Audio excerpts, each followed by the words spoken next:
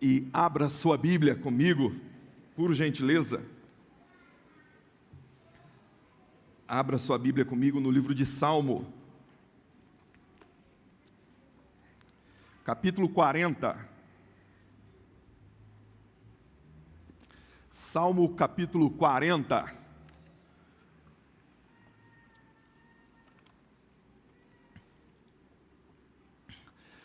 Salmo capítulo 40. Esse é um dos salmos que fala sempre ao meu coração. Aliás, eu sou quase que redundante com essa fala minha, né? Sempre chego aqui e falo assim, esse é um dos textos que fala sempre ao meu coração. Mas, a bem da verdade, esse salmo de número 40, ele é um salmo que enche meu coração sempre de esperança.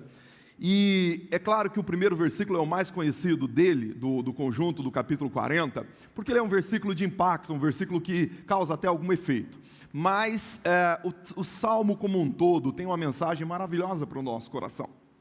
Mas é importante saber que desde o capítulo 37, o rei Davi, que é o compositor desse salmo, ele vem aqui numa espécie de um languido, numa questão emocional até um pouco vulnerável. No capítulo 7, ele traz uma palavra para que nós não fiquemos constrangidos com o crescimento ou com a prosperidade dos ímpios, com a prosperidade daqueles que enriquecem ou têm vitória na vida ou conquistas na vida e são ímpios, que não seguem ao Senhor. Então ele começa lá no capítulo 37, no capítulo 38 ele vai falar mais uma vez outra, do seu pecado. Ele conta para o Senhor como está o seu coração diante de um pecado que ele cometera e não confessou. Ele fez isso no capítulo 32, fez no capítulo 38 e fará novamente no capítulo 51, aquele evento que marcou a vida dele, e ele vem contando ao Senhor algumas coisas. No capítulo 39 ele fala da fragilidade do ser humano. O ser humano é um sujeito frágil, nós somos frágeis,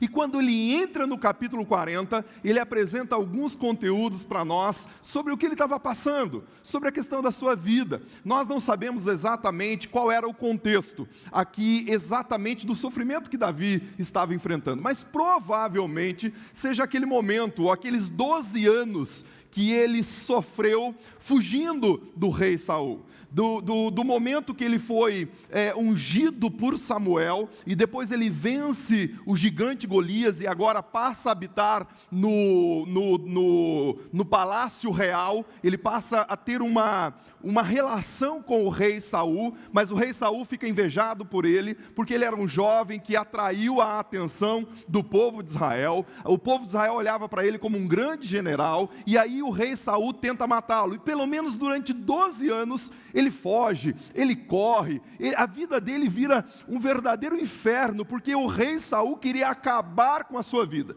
Provavelmente seja esse contexto, mas pode ser também que ele está unindo esse contexto aos outros contextos que ele tivera, de grande dificuldade, de luta, de guerra, de beligerância na sua vida. O rei Davi nunca perdeu uma batalha, mas ele teve muitas batalhas difíceis, ele teve muitas situações difíceis, porém as situações mais difíceis da vida dele estava dentro do palácio, dentro da sua casa. E talvez esse salmo pegue todos esses contextos e mostre o coração desse compositor, mostre a sua alma sendo escancarada. E aí ele começa no versículo 1 do capítulo 40, vale salientar ainda, antes de entrar no estudo propriamente dito, que o capítulo 40 ele faz um misto, diferente dos outros salmos, porque nos outros salmos é normal o salmista fazer uma petição, e depois, como consequência de entender que Deus era poderoso para atender a sua petição, aí ele dá uma voz de louvor, ele dá um ato de louvor ao nosso Deus. Mas aqui no capítulo 40 é diferente. Ele começa louvando a Deus, e depois dos versículos 11 até o versículo 17, ele faz uma petição. Provavelmente pela exiguidade do tempo, nós não vamos entrar do versículo 12 em diante, vamos até o versículo 11. Mas aí, olhando na sua Bíblia, o capítulo 40, o versículo 1, ele diz assim: esperei com paciência no Senhor, ou pelo Senhor. Essa é uma expressão que você deve usar muito, que você já ouviu, que você já viu escrito, que você, quem sabe, em alguns momentos da sua vida, verbalizou com veracidade. Esperei com paciência no Senhor. Mas o que significa essa expressão na boca ou nos lábios do rei Davi? Porque é importante, quando olhamos para um texto bíblico, entender o que o autor estava dizendo no seu contexto original, quando ele estava verbalizando aquilo. E veja só, o texto no original diz assim, o original que é no hebraico é: esperei esperando. Não é uma esperança estática, não é uma espera como quem fica alienado, numa situação de letargia emocional, catalepsia emocional ou espiritual. Não, ele está dizendo: eu esperei esperando, eu esperei esperançando no Senhor. E essa esperança não era uma esperança qualquer,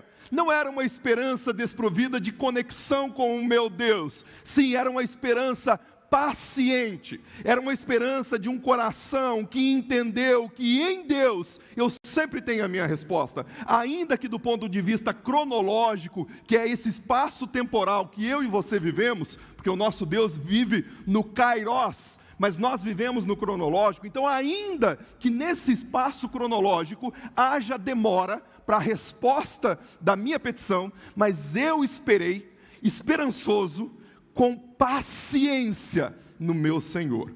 Irmãos, paciência, é claro que tem um monte de significações teológicas, bíblicas e também psicológicas, mas essa paciência aqui é a ideia de ter uma ciência da paz, é a ideia de ter uma razão de uma paz que transcende a nossa esfera da cognição humana.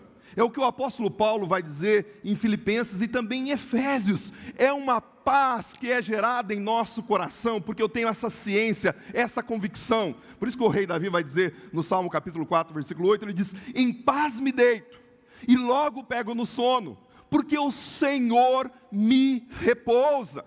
Essa paz e essa paciência que o rei Davi está referenciando aqui, só é possível.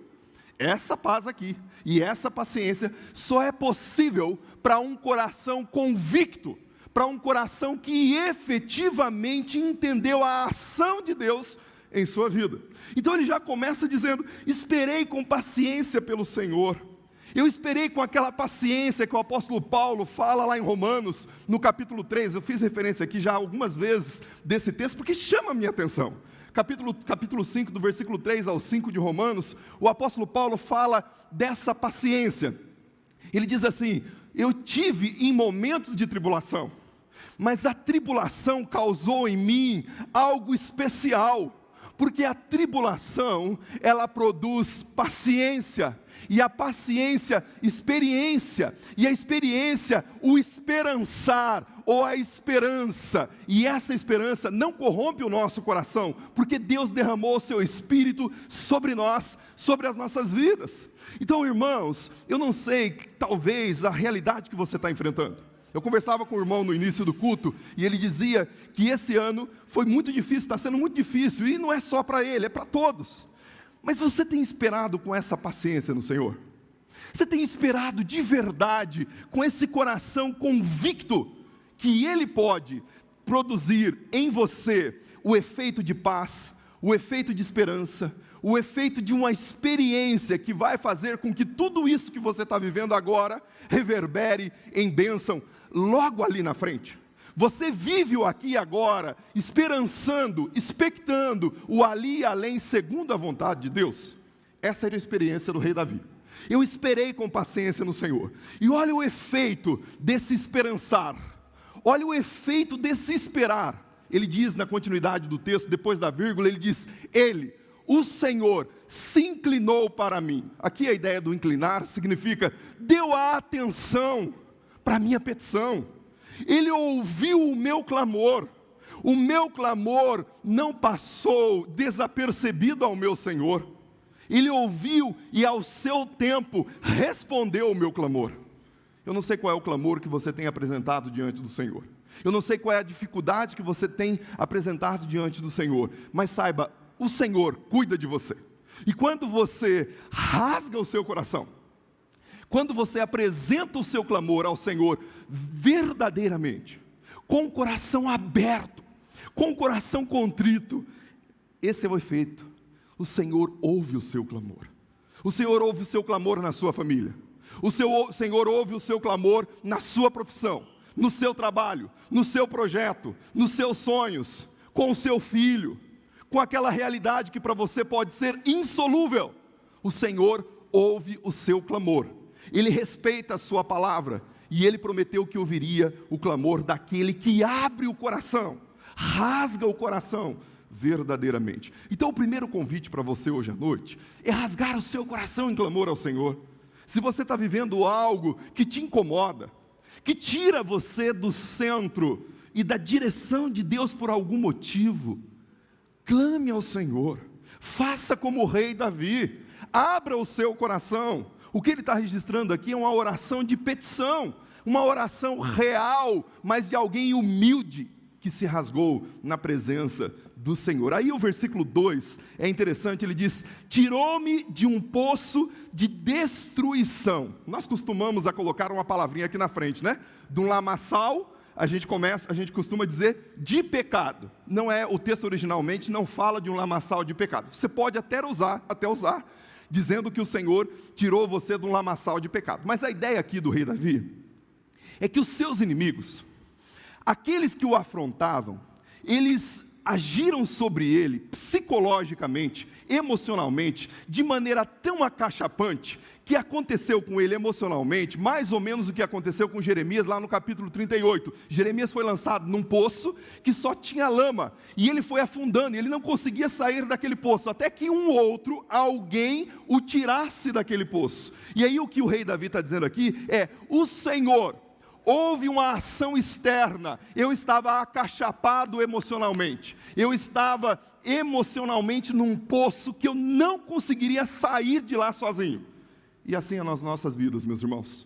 Existem momentos das nossas vidas que nós entramos num poço existencial, que nós entramos num lamaçal escorregadio, que só é possível sair de lá se uma ação externa, se um outro nos ajude, possibilite a nossa saída. E é o que o rei Davi está dizendo aqui: ele tirou-me de um poço de destruição, de um lamaçal, de um terreno escorregadio, e colocou os meus pés sobre uma rocha, e firmou os meus passos. Irmãos, isso é lindo. O Salmo 61, o salmista vai dizer do versículo 2 ao versículo 3, que diante das tribulações, ele pede para o Senhor: Senhor, me coloca numa rocha que é mais alta do que eu.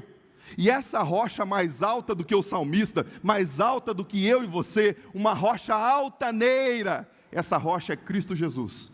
Mateus capítulo 16, versículo 18, Cristo é essa rocha, é a rocha que não deixa os seus pés escorregar, é a rocha firme, é a pedra angular, é aquele em quem nós devemos basear as nossas vidas, fulcrar, estabelecer, basear de fato tudo que somos, tudo que temos. O salmista entendeu isso. Quem sabe ele estava olhando pelos olhos da revelação divina, pela luneta da revelação divina, e vendo que essa rocha mais alta que ele, era aquele que faria o sacrifício perfeito, o Cristo, o Senhor de toda a glória. Ele é a rocha e a rocha eterna. Então ele diz: colocou o meu pé, tirou desse terreno escorregadio, do lamaçal, e colocou o meu pé num lugar que não tem a possibilidade de eu cair. É lá nessa rocha, e essa rocha é Cristo Jesus. Irmão, se você estiver com Cristo, verdadeiramente com Cristo, rotundamente com Cristo, sem possibilidades de outras saidelas, você não cairá. O Senhor te sustentará quando você está em Cristo e verdadeiramente em Cristo. Ele é a rocha suficiente para te permanecer firme, para te permanecer em pé. É só nele. E o rei Davi entendeu isso. Então o Senhor firmou os meus passos sobre essa rocha. Olha o versículo 3.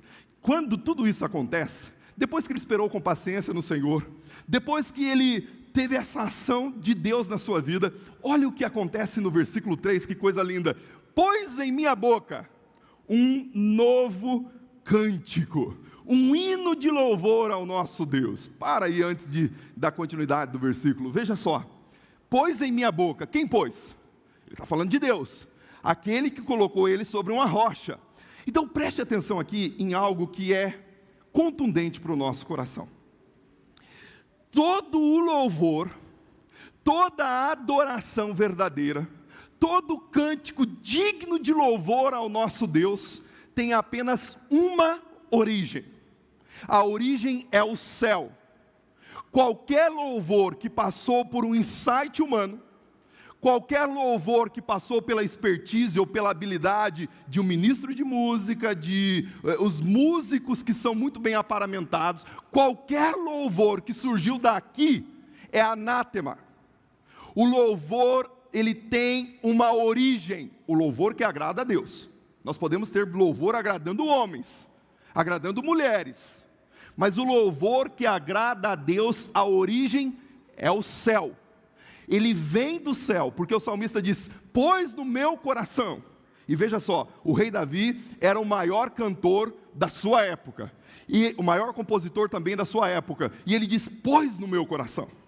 Foi Deus quem colocou, é o Senhor que introduziu no meu coração. Então, a origem é o céu. E ele continua, pôs na minha boca um novo cântico. E essa ideia do novo cântico, os irmãos já estão cansados de ouvir, e eu faço questão de reafirmar isso, porque esse novo cântico, a ideia não é de uma nova composição, muito embora, vocês já sabem, alvissareiras, novas composições, mas aqui é a ideia de que Deus ressignificou no coração desse homem um cântico que pode ser novo, pode ser velho, pode ser antigo. Nós cantamos aqui de todas as tribos, todas as raças e nações, um cântico antigo, que quando ressignificado, que quando vestido pela alma do adorador, quando trazido para as entranhas desse adorador, se torna um cântico novo, se torna um cântico de adoração. Então vejam só, eu recebi de cima, esse cântico, ele se torna novo em meu coração, e o texto continua, um hino ao nosso Deus. Então ele vem, ele entra em mim, ele veste a minha alma, e agora eu apresento a Deus, isso que ele me deu, percebe aqui? É ele que me deu, ele veste a minha alma, e agora eu apresento a ele, como um hino de louvor. Então nós podemos, infelizmente nós temos visto isto, animadores de plateias, gente entretendo bodes, e não alimentando ovelhas com cânticos de adoração verdadeiros.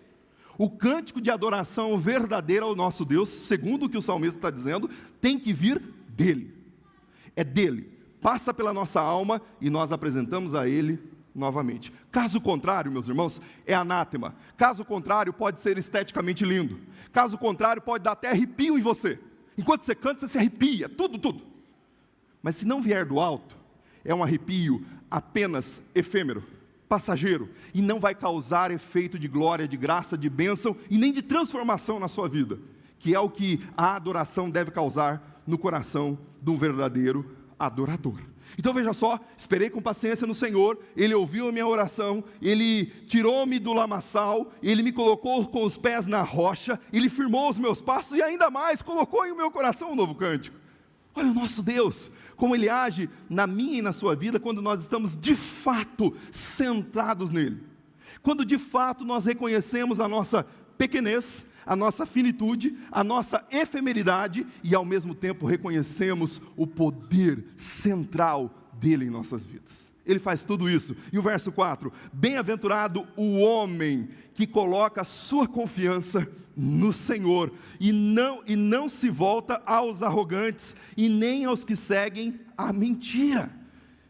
O Salmo 37 e o Salmo 84, depois lê em casa, ele vai tratar exatamente dessas questões, de bem-aventurado aquele que confia somente em Deus, bem-aventurado aquele que entregou o seu caminho ao Senhor, bem-aventurado aquele que fez do Senhor a sua morada, bem-aventurado aquele que carrega no seu coração um altar ambulante, por onde anda, adora ao Senhor e confia no Senhor. Bem-aventurado, como diz o Salmo 20, versículo 7, é aquele que não confia nem em carro e nem em cavalo. Bem-aventurado é aquele que faz menção do seu Deus em todas as suas ações. Aí sim, você é bem-aventurado e bem-aventurado. Pergunta para você, hoje à noite, a sua confiança está em quem? ou no quê? A sua confiança está em quem ou no quê? A sua confiança está na sua conta bancária? A sua confiança está na sua expertise? A sua confiança está na sua intelectualidade? A sua confiança está nos homens? Jeremias vai dizer, maldito o homem que confia no homem, maldito o Rafael que confia no Rafael, e faz do Rafael a força do seu braço. A sua confiança está nisso aí?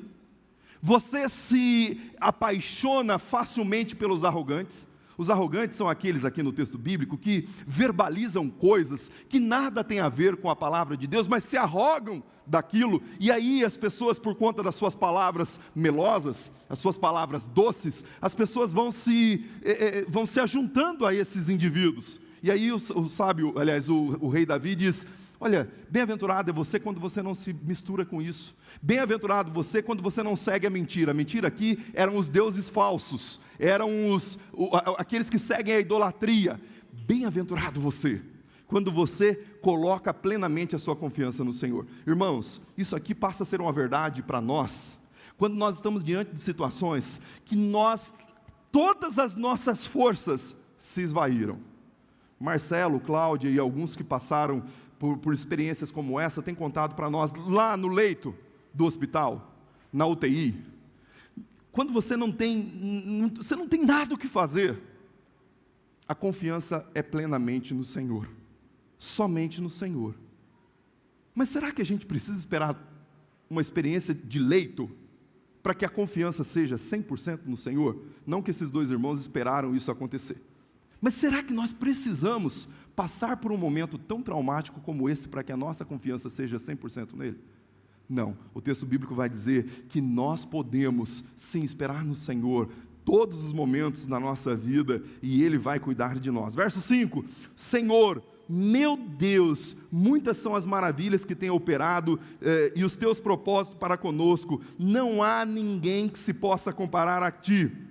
Quisera eu anunciá-los e manifestá-los, mas não posso contá-los. Vocês lembram, nós cantamos aqui uma das canções, eu não consigo lembrar nenhuma letra de música, mas uma das canções aqui a gente diz que o nosso Deus é incomparável, não há nenhum igual a Ele, e coisas dessa natureza, não é? Vocês lembram do Salmo 64, versículo 4? O Isaías 64, 4, o profeta Isaías ele vai dizer o seguinte, desde a antiguidade não se ouviu e com ouvidos não se percebeu, com os olhos não se viu, um Deus que trabalha em favor daqueles que nele esperam. Veja só, na antiguidade os deuses eram deuses melindrosos, eram deuses que esperavam os seus súditos fazerem tudo para ele, mas eles não tinham uma relação de intimidade. E aqui o Isaías vai dizer no 64:4 do seu texto que o nosso Deus, assim como o Davi está dizendo aqui, o nosso Deus, Ele se aproxima de você, Ele cuida de você, e as maravilhas são tantas que Ele não pode contar. Embora Ele passou 12 anos por dificuldades, mas em todas elas o Senhor livrou. Embora o povo de Israel passou por dificuldades no Egito, e durante 40 anos, por muitas dificuldades, o Senhor cuidou daquele povo. Embora você tenha passado por dificuldades na sua vida, e quem sabe você tem passado por muitas dificuldades, mas o Senhor tem cuidado de você, o Senhor tem cuidado da sua família, o Senhor tem cuidado da sua casa, o Senhor tem dado sustento, o Senhor tem dado saúde, são tantas maravilhas. Irmãos, tem um dos hinos que nós cantamos aqui do cantor cristão que diz, quantas bênçãos nós perdemos, porque não levamos tudo a Deus em oração, ou alguma coisa nessa direção, não é? E a verdade é essa. O Senhor tem feito tantas maravilhas, mas ainda tem muito mais o que Ele quer fazer na sua vida.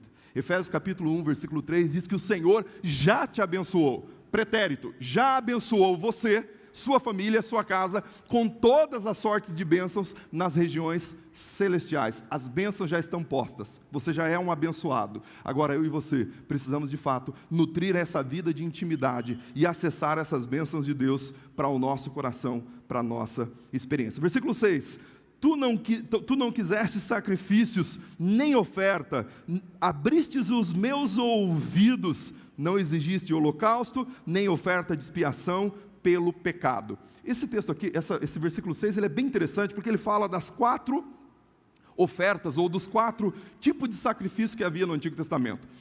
O que o rei Davi está falando para nós aqui, e aqui eu estou caminhando para o final, eu queria que você pegasse esse conteúdo aqui, para avaliar no seu coração. O que o rei Davi está dizendo aqui é o seguinte: Senhor, eu conheço bem os 4 tipos de sacrifícios que a lei dizia que devemos fazer. O sacrifício de oferta, ou sacrifício normal, sacrifício de oferta de manjares, o holocausto era o sacrifício completo, a palavra holocausto vem de olo é holístico, o que é todo, e o causto é queimar, então era a ideia de queimar todo o animal, não só parte dos animais, do animal que era oferecido ao Senhor, e depois o sacrifício por expiação. Então o rei Davi pega esses 4 tipos de sacrifícios, que era oferecido ao Senhor no templo, e ele diz o seguinte: Senhor, tudo isso é importante, eu conheço toda essa realidade, mas o que eu tenho a agradecer ao Senhor é tão profundo, é tão grande, é tão superior a isso, que esses tipos de sacrifícios que nós temos na lei não são suficientes. Não são suficientes. E o Senhor entendeu, o Senhor abriu os meus ouvidos, o Senhor foi o otorrino divino. Sabe o que ele está dizendo aqui? O Senhor abriu meu ouvido e me fez um entendimento de obediência. Ao invés do sacrifício, o Senhor espera um coração obediente. Lembra lá de 1 Samuel capítulo 15, versículo 22, quando Samuel exorta, amando de Deus, exorta o rei Saul, dizendo o seguinte: olha, o Senhor se importa não com sacrifício, mas com obediência. Melhor é obedecer do que sacrificar. O que Saul não entendeu é que Deus não estava interessado, e Deus não fica sensibilizado com ofertas. Você não vai comprar Deus dando alguma coisa para Ele, meu irmão. Você não vai comprar Deus, ou distanciar Deus do seu pecado, ou da relação com o seu pecado, dando coisas para Ele.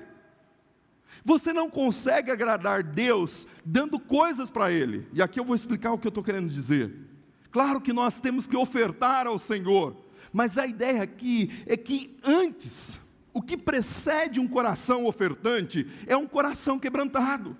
Então, quando eu trago alguma oferta ao Senhor apenas pelo valor da oferta, ainda que seja um valor volumoso, Marcelo fez referência aqui do texto de Lucas, da viúva pobre. Antes da viúva pobre, veio uma galera que entregaram o volume alto de dinheiro. E eles achavam que pela entrega do volume alto de dinheiro, eles tinham um mérito maior diante de Deus. E o texto bíblico vai dizer que aquela mulher sim ofertou de verdade. Por quê? Porque ela ofertou o seu coração. Ela ofertou com a visceralidade do seu coração. Então obedecer é muito mais do que entregar coisas para Deus.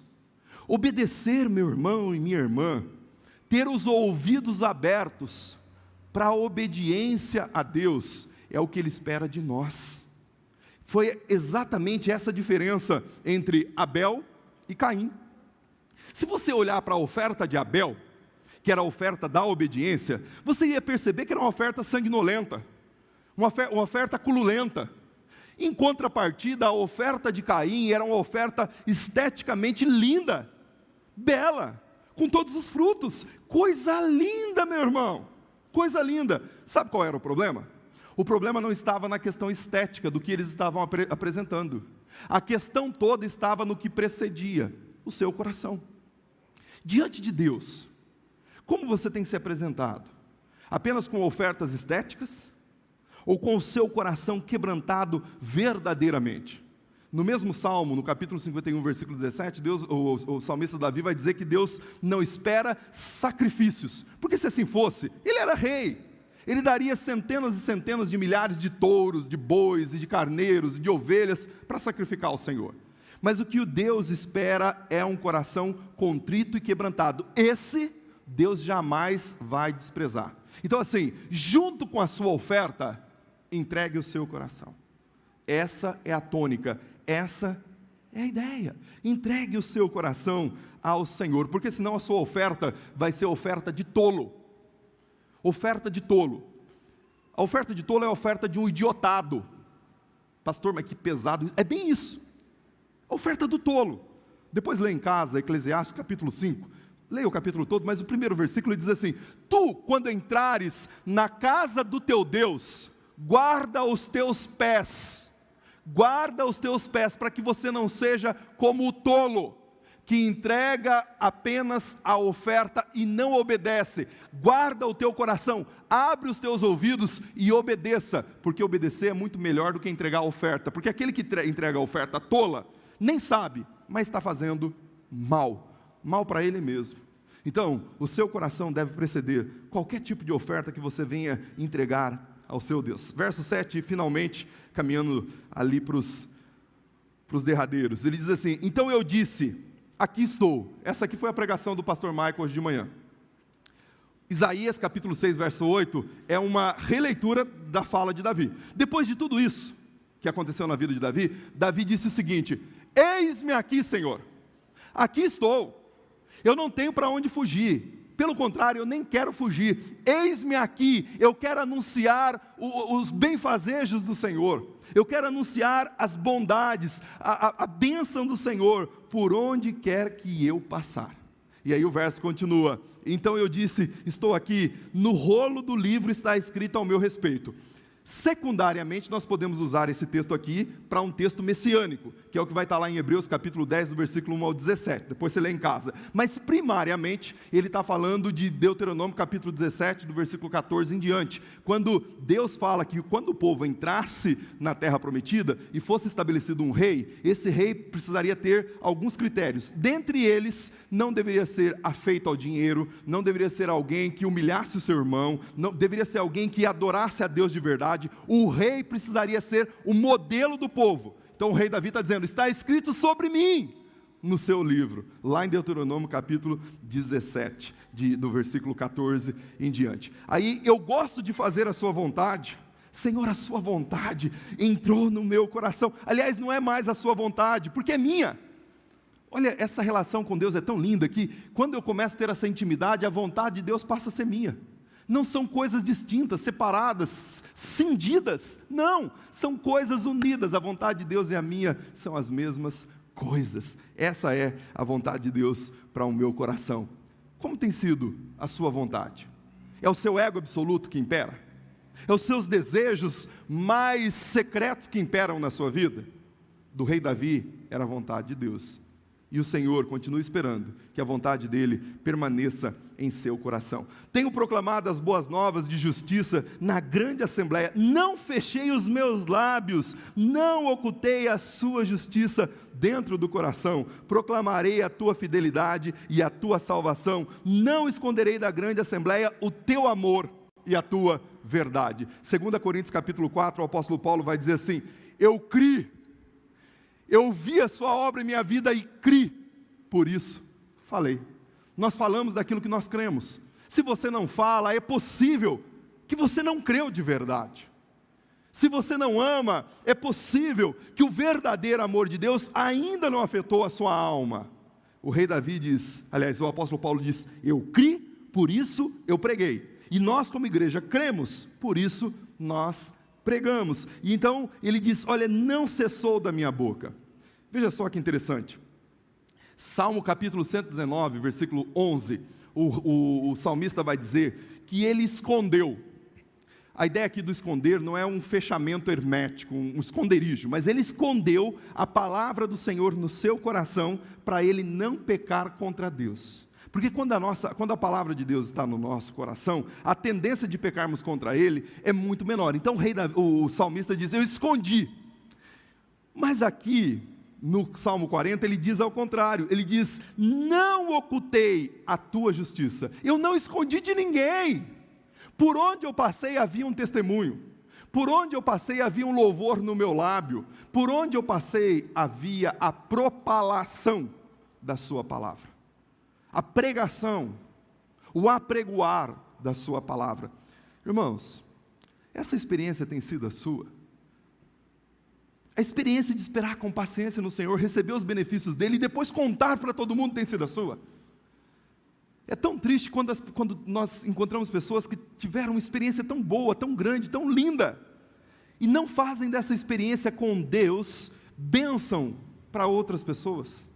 O rei Davi não, ele diz: Senhor, Senhor, eu quero publicizar isso por onde quer que eu passe.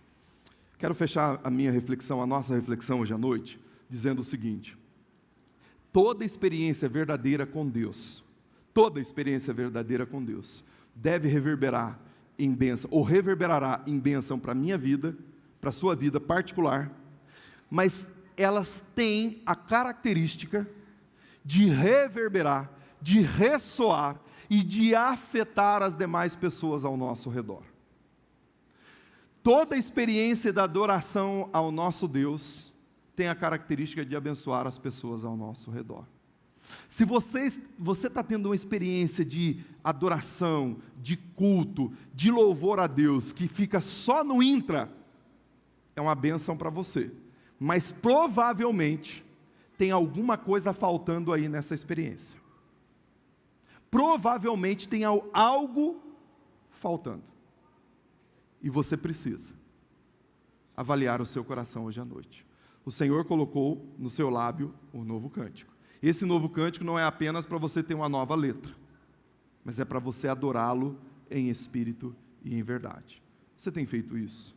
Esse Salmo 40 nos convida a essa experiência. Eu quero convidar você a ficar em pé, e eu quero orar com você. Em seguida nós vamos cantar a nossa última canção.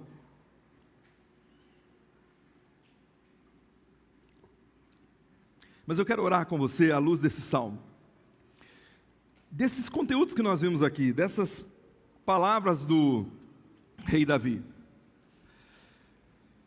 E com os olhos fechados, eu gostaria que você avaliasse o seu coração. A primeira coisa que nós aprendemos é que nós devemos esperar pacientemente no Senhor. Depois, a obediência precisa ser a marca de um verdadeiro cristão. Espera com paciência, o Senhor abençoa, coloca nos seus lábios um novo cântico, você o adora, o engrandece, o enaltece, mas você continua em obediência. Essa é a experiência de uma verdadeira adoração.